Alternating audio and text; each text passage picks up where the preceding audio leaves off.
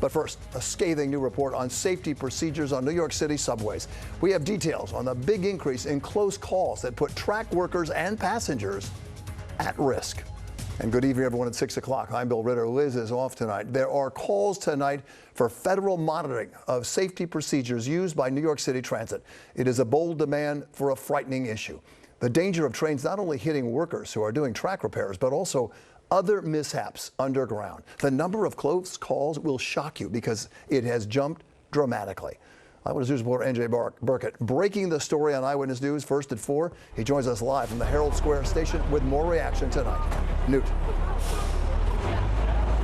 Yeah, right, Bill. The nation's largest transit system tonight will need to submit to federal monitoring. The MTA, for their part, is pushing back on that. But this is all in response, as you said, to a growing number of incidents and accidents underground, including a fatal accident here in Herald Square just last year.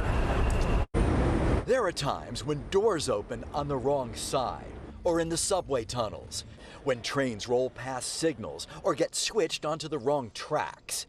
Federal regulators say it's putting riders and transit workers at risk. In an audit report obtained tonight by Eyewitness News, the Federal Transit Administration accuses the MTA of sacrificing safety underground.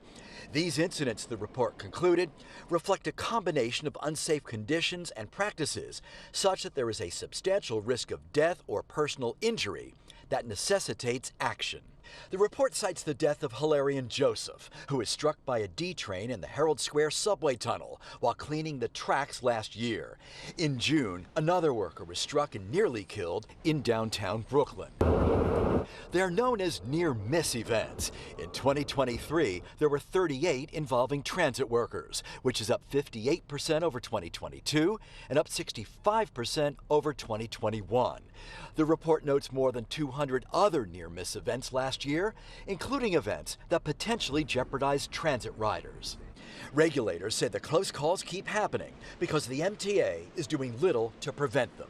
John Samuelson is the international president of the Transport Workers Union. They absolutely need to invest in a day-to-day state of good repair of the system, which leads to a safer environment for both workers and passengers. And they need to take worker safety seriously rather than worry about on-time train performance. New York City Transit has been ordered to submit to federal monitoring, but the MTA is pushing back hard tonight and vowing to appeal. We strongly dispute FTA's view, said the interim transit president, that New York City Transit has somehow been negligent when it comes to addressing the safety of track workers, one of our most essential priorities. The agency has extensive safety protocols. Well, the NTSB is still investigating both incidents cited in the report, and tonight, Manhattan Congressman Jerry Nadler is criticizing the FTA for not coordinating with the NTSB before issuing these directives. Live tonight in Herald Square, NJ Burkett, Channel 7, Eyewitness News. Quite disturbing. NJ, thank you for that.